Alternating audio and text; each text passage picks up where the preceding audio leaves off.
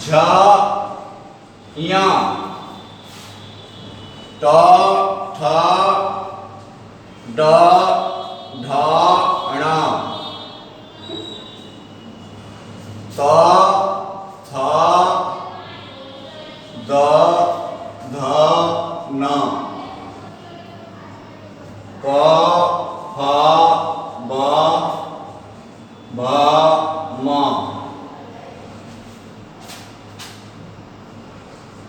य र ल व तालव्य स मूर्धन्य स दंत स ह।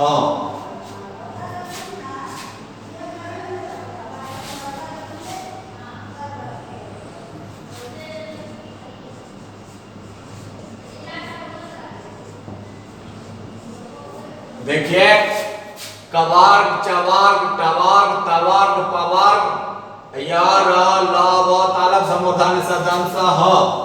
तो ये पवर्ग तक 25 वर्ण हुआ और य र ल व तालव्य स ये 8 हुआ। 25 8 33 और संयुक्त व्यंजन वर्ण है 4 मूल रूप से छ क जोड़ मूर्धन्य श जोड़ अ बराबर 6 त जोड़ र जोड़ अ बराबर 13 ज जोड़ य जोड़ अ ज्ञ 3 एक स्र स जोड़ र जोड़ अ ये स्र। तो स्र 6 त्र स्र और ये ज्ञ ये 4 संयुक्त व्यंजन वर्ण है। तो 25 8 33 और 4 37 व्यंजन वर्णों की संख्या 37 है और स्वर वर्णों की संख्या 13 है। तो 37 देखिए 37 प्लस 13 7 3 10 की 0 3 1 4 1 5। संस्कृत वर्णमाला में वर्णों की संख्या कुल 50 है। हिंदी वर्णमाला में भी वर्णों की संख्या कुल 50 है। देखिए दीर्घ री ये री ये ली हिंदी वर्णमाला में नहीं होता है। उसके जगह तलबिंदी वाले 2 व्यंजन वर्ण होते हैं ये और ये र और ढ। तो वहां 2 स्वर वर्ण में घटा तो 2 व्यंजन वर्ण में बढ़ गया। इस तरह से हिंदी वर्णमाला में भी कुल वर्ण होते हैं 50 और संस्कृत वर्णमाला में भी कुल वर्ण होते हैं 50। तो आपसे कोई पूछेगा कि संस्कृत वर्णमाला में वर्णों की संख्या कितनी है तो आप क्या कहेंगे 50। हिंदी वर्णमाला में भी है 50। अब व्यंजन वर्णों को दूसरा वर्गीकरण किया गया। तो दूसरा वर्गीकरण में संपूर्ण व्यंजन वर्णों को 7 भागों में बांटा जाता है।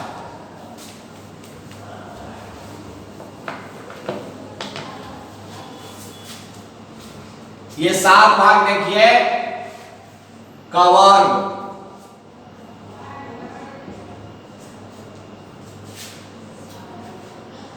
चवर्ग टवर्ग तवर्ग पवर्ग अंतस्थ ऊष्म 5 और 2 7। अब ये कवर्ग में क ख ग घ अंग च छ ज झ ञ चवर्ग में ट ठ ण ण तवर्ग में तवर्ग में त थ द न तवर्ग में प भ म पवर्ग में य र ल व अंतस्थ स स स ऊष्म। तो ये 7 भागों में बांटा गया। अब तीसरा वर्गीकरण करते हैं। तो ये क से लेकर म तक ये इसको कहते हैं स्पर्श व्यंजन, क्योंकि इनका उच्चारण कंठ, तालु, मूर्धा आदि ध्वनि यंत्रों के स्पर्श से होता है, इसलिए हम इसको स्पर्श व्यंजन कहते हैं। य र ल व को अंतस्थ कहते हैं। य र ल व इसको अंतस्थ कहते हैं क्योंकि ये स्वर और व्यंजन के बीच में है, मध्यवर्ती होने के कारण। अंतस्थ का मतलब होता है मध्यस्थ, तो स्वर और व्यंजन के बीच में होने के कारण य र ल व को हम अंतस्थ कहते हैं। तालव्य स, मूर्धन्य स, दंत स और ह इसको उष्म कहते हैं। उष्म क्यों कहते हैं? क्योंकि इनके उच्चारण में गरम गरम वाष्प निकलता है। आप हाथ रखेंगे मुख के सामने, ह बोलेंगे तो दिखा, आपको अनुभव होगा कि गरम गरम हवा निकल रही है, वाष्प निकल रही है, इससे इसका नाम है उष्म व्यंजन। और छात्र स्र संयुक्त व्यंजन वर्ण है, और दो तलबिंदी वाला व्यंजन वर्ण बताए थे, ड़ और ढ।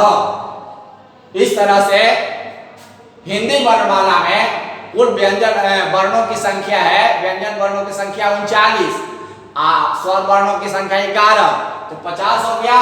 और संस्कृत वर्णमाला में स्वर वर्णों की संख्या 13 और व्यंजन वर्णों की संख्या 37, कुल व्यंजन वर्णों की संख्या 50 है।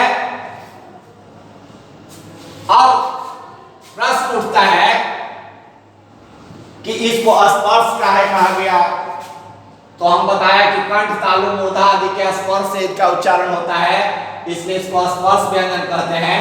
य र ल व को अंतस्थ कहते हैं और स स स को उष्म कहते हैं। अब मैंने आपको स्वर वर्ण और व्यंजन वर्ण पढ़ाया। इसके बाद और भी हैं संस्कृत व्याकरण में,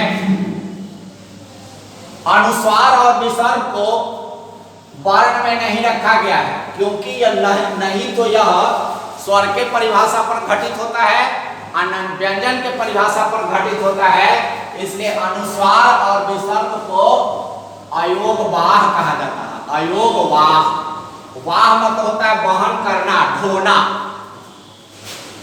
न स्वर के योग्य है न व्यंजन के योग्य है, लेकिन अर्थ ढोता है, इसलिए अनुस्वार और विसर्ग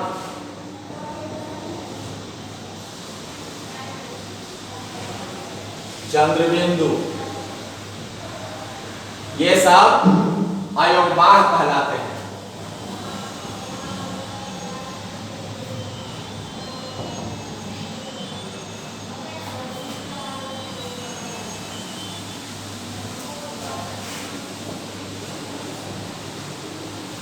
इनको अनुनासिक वर्ण भी कहते हैं, क्योंकि इसका विसर्ग का तो उच्चारण होता है कंठ से, लेकिन अंग और अंग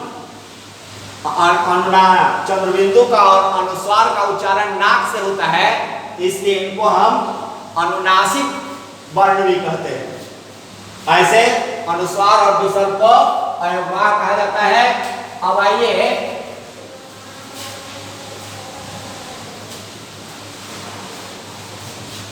घोष है कि अनुभव करना है। घोष वर्ण,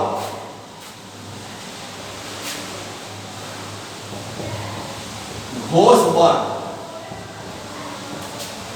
बच्चों, घोष वर्ण किसे कहते हैं? जिनके उच्चारण में स्वर तंत्रियां आपस में झंकृति, झंझनाहट उत्पन्न करती है। जैसे हम कोई चीज पटकते हैं तो झन से आवाज होती है, तो जिन वर्णों के उच्चारण में स्वर तंत्रियां झंकृति, झंझनाहट उत्पन्न करती है, उसको हम घोष वर्ण कहते हैं। और जिनके उच्चारण में झंकृति उत्पन्न नहीं होती है, उसको हम अघोष वर्ण कहते हैं। अब घोष वर्ण कौन कौन है? तो कहा गया है कि प्रत्येक वर्ग के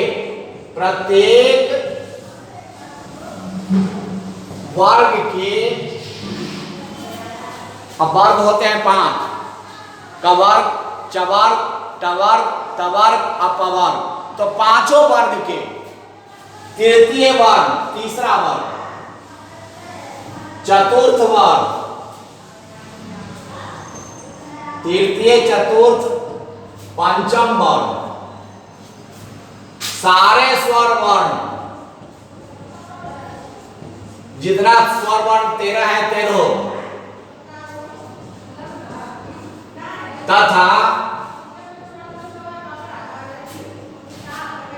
य, र, ल, व, ह को घोष वर्ण कहते हैं। अब घोष वर्ण कहते हैं। अब देखिए अब घोष वर्ण कौन कौन होता है उसमें हम आपको दिखा देते हैं। कहता है प्रत्येक वर्ग के तीसरा, चौथा, पांचवा वर्ण। तक वर्ग लेते हैं, तक वर्ग के तीसरा वर्ण ग होता है, घ होता है, अंग होता है। चवर्ग का होता है ज, झ, य। टवर्ग का होता है ड, ढ, ण। तवर्ग का होता है द, ध, न। पवर्ग का होता है ब, भ, म। प्रत्येक वर्ग के तीसरा, चौथा, पांचवा वर्ण सारे स्वर वर्ण यानी अ, आ, ई, उ, री, ली, ऐ, ओ,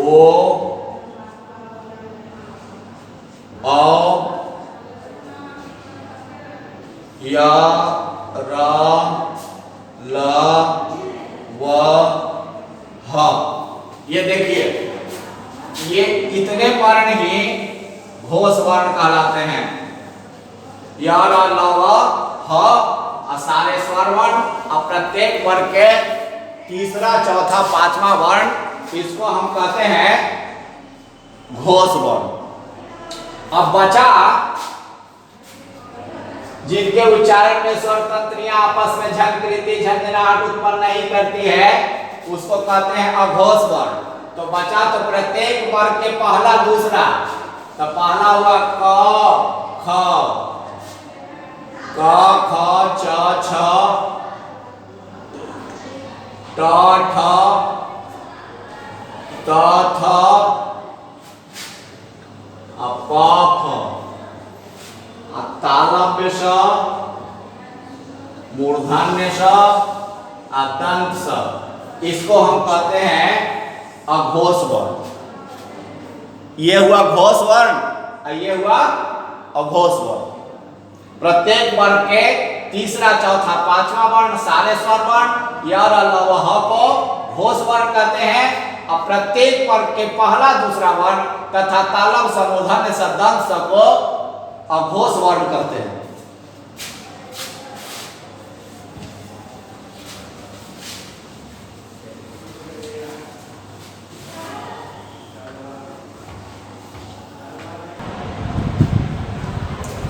बच्चों संस्कृत व्याकरण में वेद के मंत्रों को उच्चारण करने के लिए जिह्वा मूलीय उपपद्धमानीय का उच्चारण किया जाता है। तो आप लौकिक व्याकरण में नहीं होता है जिह्वा मूलीय उपपद्धमानीय, लेकिन जान लीजिए कि जिह्वा मूलीय क्या होता है, जानना चाहिए, जानने में कोई हर्ज नहीं है। जिह्वा मूलीय जिन वर्णों का उच्चारण जिह्वा के मूल भाग से होता है उसको जिह्वा मूलीय कहते हैं, और ओष्ठ से होता है उसको उपपद्धमानीय कहते हैं। तो क जैसे क लिखा रहेगा, ख लिखा रहेगा, तो वेद में इस तरह से चिन्ह रहता है। क ख के पहले इस तरह से चिन्ह रहेगा तो उसको जिह्वा मूलीय कहेंगे। और प फ के पहले, प फ के पहले वही चिन्ह रहेगा तो इसको हम कहते हैं उपपद्धमानीय, उपपद्यमानीय। इसमें कुछ नहीं है, आपको इस पर ज्यादा ध्यान नहीं देना है। केवल क ख के पहले इस तरह से चिन्ह रहेंगे तो उसको हम कहेंगे जिह्वा मूलीय, और प फ के पहले चिन्ह रहेगा तो उसको कहेंगे उपपद्धमानीय। इसका वैदिक मंत्र में, वेद मंत्रों में उच्चारण होता है। वेद मंत्रों में जब उपपद्धमानीय का उच्चारण किया जाता है तो ओष्ठ से किया जाता है। और जीवा मूलीय का किया जाता है तो जीवा के मूल भाग से किया जाता है। तो ये उच्चारण प्रक्रिया जब सिखाया जाता है वेद मंत्रों का तब सिखाया जाता है। अब आगे आइए अल्प प्राण और महाप्राण।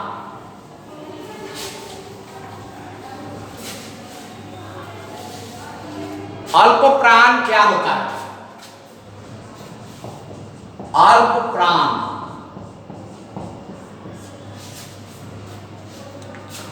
जिन वर्णों के उच्चारण में प्राण वायु अधिक लगे। अब प्राण वायु क्या होता है ये तो हम नहीं जानते हैं, करण सर जानते होंगे। प्राण वायु होता है ऑक्सीजन। तो जिन वर्णों के उच्चारण में प्राण वायु कम लगे उसको अल्प प्राण कहते हैं, और जिन वर्णों के उच्चारण में प्राण वायु अधिक लगता है उसको महाप्राण कहते हैं। महाप्राण।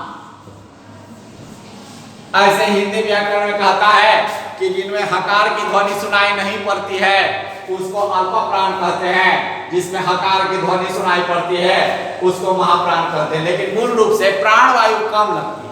ऑक्सीजन के मात्रा जिन वर्णों के उच्चारण में कम लगे उसको अल्प प्राण कहते हैं, और जिनके उच्चारण में अधिक लगता है उसको महाप्राण कहते हैं। तो हम पहचानेंगे कैसे कि किसमें अल्प कम लगती है किसमें अधिक लगती है।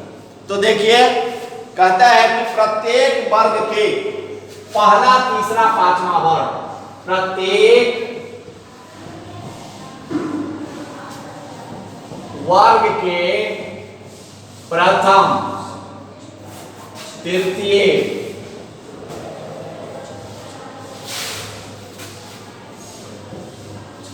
पंचम वर्ण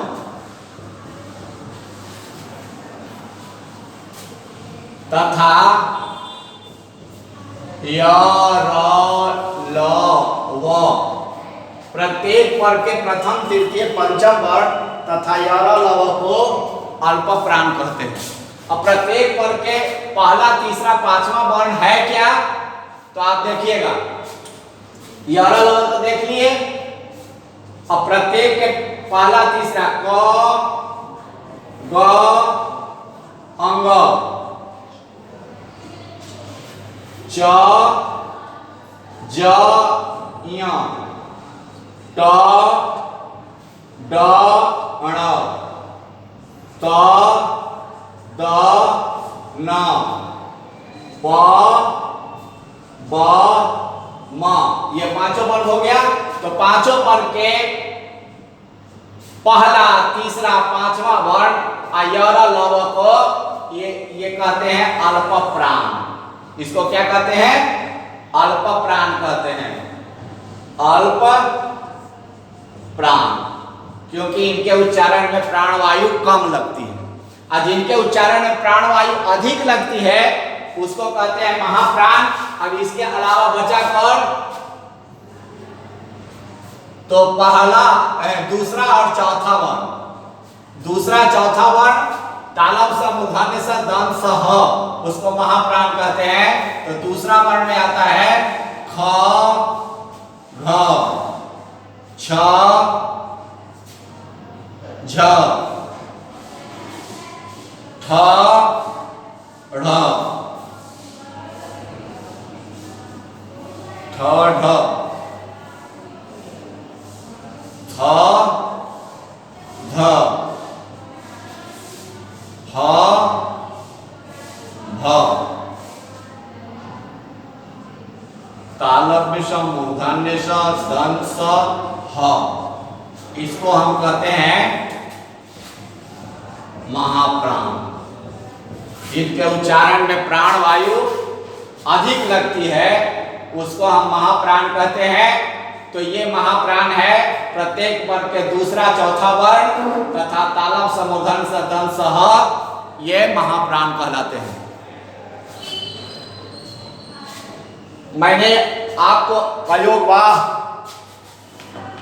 अनुस्वार और विसर्ग को अयोगवाह बताया था। अयरा लव को अंतस्थ और स सह को उस वर्ण मैंने पहले बता चुका। और आप जब हमारे महामुनि पाणिनि व्याकरण शास्त्र लिखने के लिए बैठे तो उनके पास कोई सामग्रियां नहीं थी लिखने के लिए, उनके दिमाग में कुछ नहीं था, मटेरियल नहीं था। तो महामुनि पाणिनि तपस्या करने के लिए चले गए। कुछ लोग कहते हैं कि कश्मीर में गए थे, कुछ लोग कहते हैं कि मिथिला में गए थे, कुछ लोग कहते हैं कि नवद्वीप में गए थे।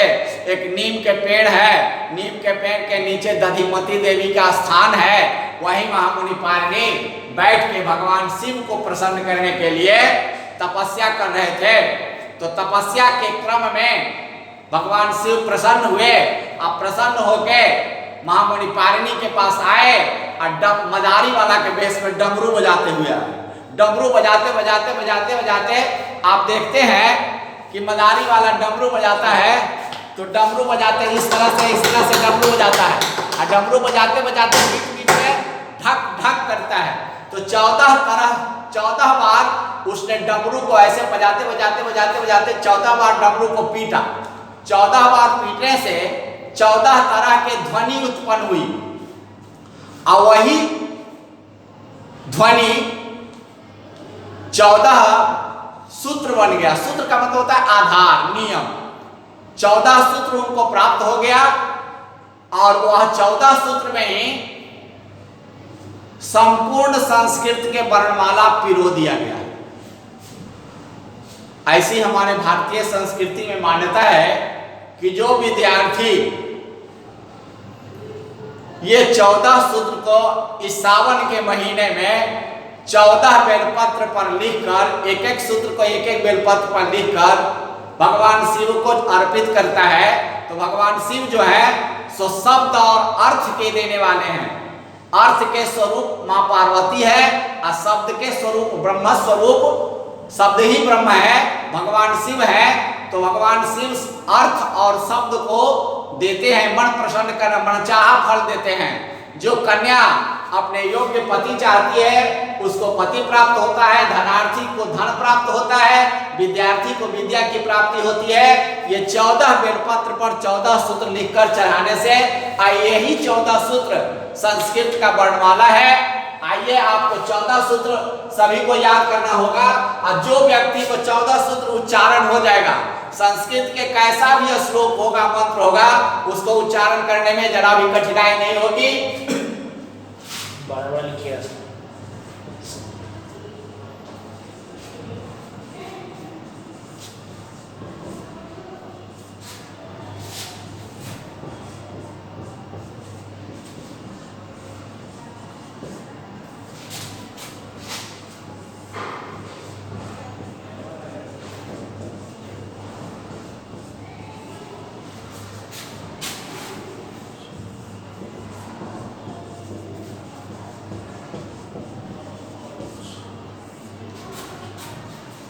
ये इसके लिए लीजिए, उसमें इंक डाल देते हैं,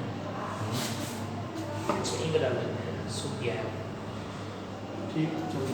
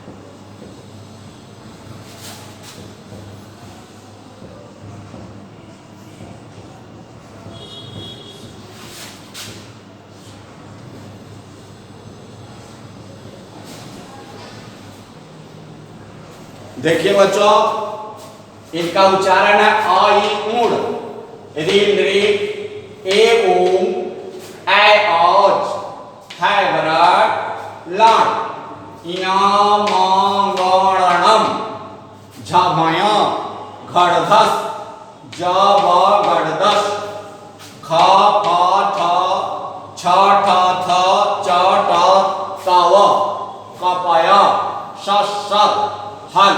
ये माहेश्वर के 14 सूत्र हैं जो भगवान शिव के डमरू से प्राप्त हुए हैं। जब महामुनि पाणिनि को ये 14 सूत्र मिल गया तब उन्होंने इसी 14 सूत्र से 42 प्रत्याहार बनाया।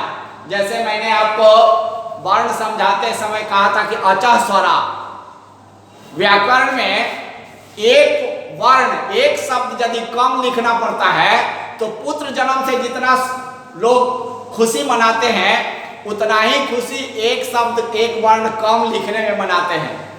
तो अक प्रत्याहार में अ और क 2 वर्ण हम बोल रहे हैं। आइए 2 वर्ण बोलने से देखिएगा कितना वर्ण का बोध हो जाता है। अक, अ से लेकर ये क के बीच में जितना वर्ण है ये सब अक प्रत्याहार में आता है। देखिए अ, ई, उ, री, आइए लिरी, आ ई उ री लिरी। अक कहने से ये 5 वर्ण का बोध होता है। तो महामुनि पाणिनि ने 42 प्रत्याहार बनाया ये 14 सूत्र से।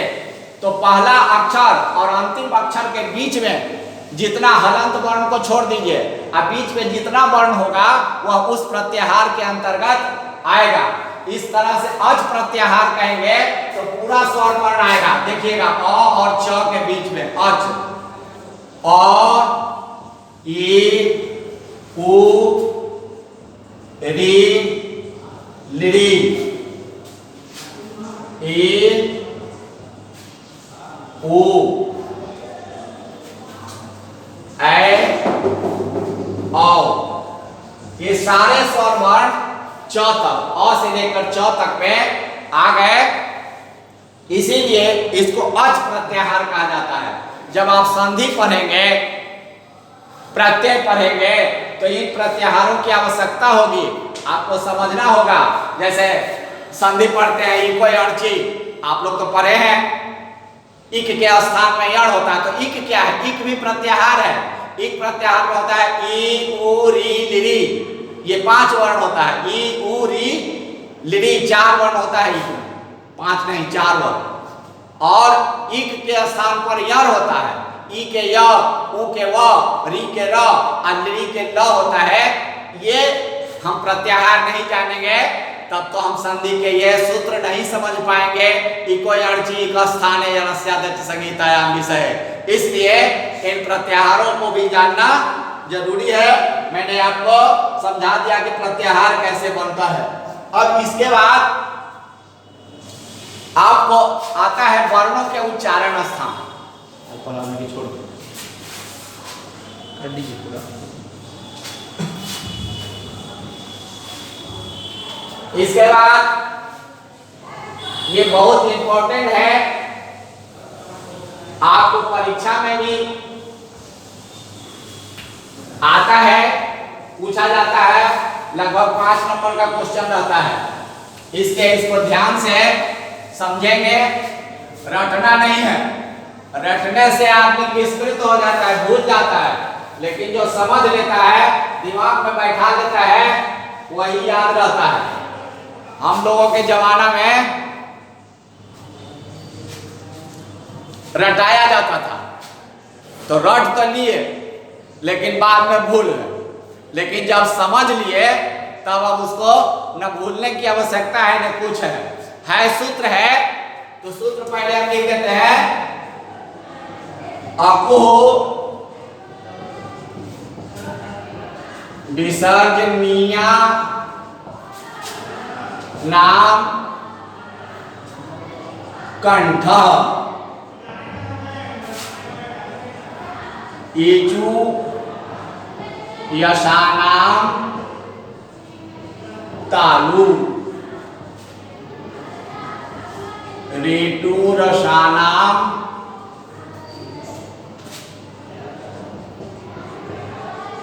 मूर्धा ऋतुल शानाम दंता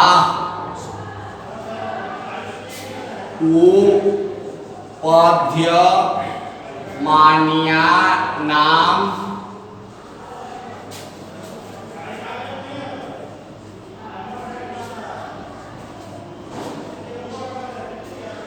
उपधमान्या नाम ओष्ठ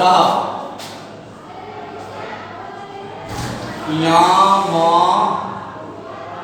अंग यम अंगरणा नाम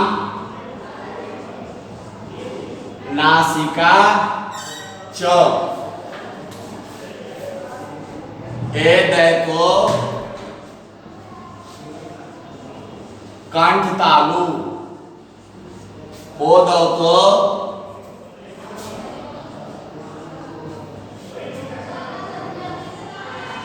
कंठोष्ठम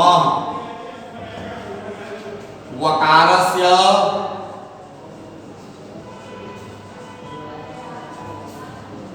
दंतोष्ठम जिह्वा मूल्यस्य जिह्वा मूलम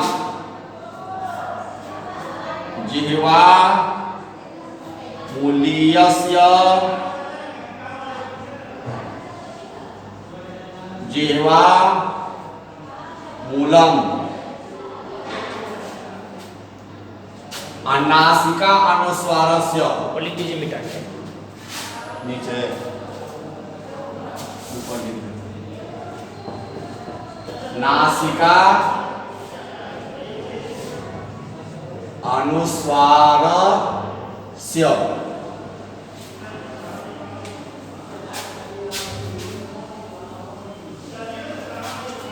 अब देखिए पहले हम आपको इसका हिंदी बता देते हैं। अनुस्वार और चंद्रबिंदु का उच्चारण स्थान नाक होता है। अनुस्वार चंद्र बिंदु। अनुस्वार देखिए ये अनुस्वार है, ये चंद्र बिंदु, चंद्रमा में बिंदु, तो इसका उच्चारण स्थान नाक है। अ कवर्ग ह विसर्ग, इसका उच्चारण स्थान कंठ है। अको विसर्जनीय नाम कंठ। अ का